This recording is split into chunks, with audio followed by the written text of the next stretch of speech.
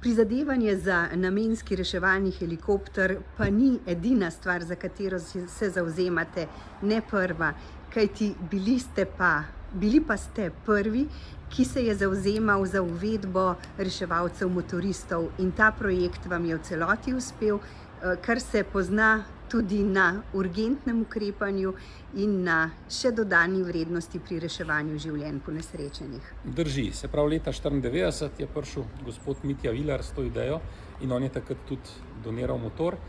Jaz sem bil pa ta prvi motorist reševalec, ki smo takrat morali dokazati oblastem, da je reševanje z motorjem hitrejše in učinkovitejše.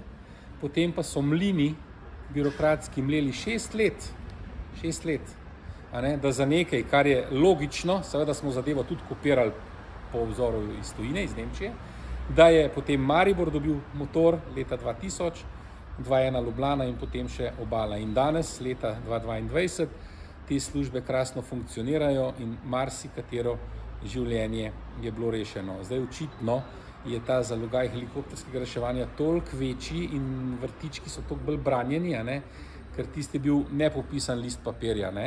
Helikoptersko reševanje pa pač nekaj imamo, nekaj delamo pač z helikopterji vojske in policije, je pa tukaj bistveno težje to zadevo premakniti. Ampak upam, da jo bomo, argumenti strokovni so na naši strani in jaz absolutno tukaj govorim iz vidike stroke in kot nekoga, ki ima pač licenco, ki je certificiran, evropsko licenco za helikopterskega reševalca in ki pozna sistem, ker sem leta 2012 nenazadnje pisal tudi diplomsko nalogo iz področja helikopterskega reševanja in sem zelo dobro obdelal in spoznal evropske sisteme.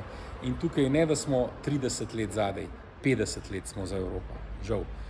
Seveda, če smo 50 let spali, se to ne da v 3 mesecih nadoknaditi, ampak moramo pa začeti jutri za spremembo te službe, ne da cepetamo na mesto in potem delamo razne izboljšave, kot je bila zdaj izboljšava aktivacije.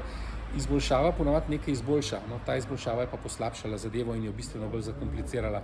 Se pravi, stvar se je poslabšala, naven da videti, da se nekaj dela, narejeno ni pa nič.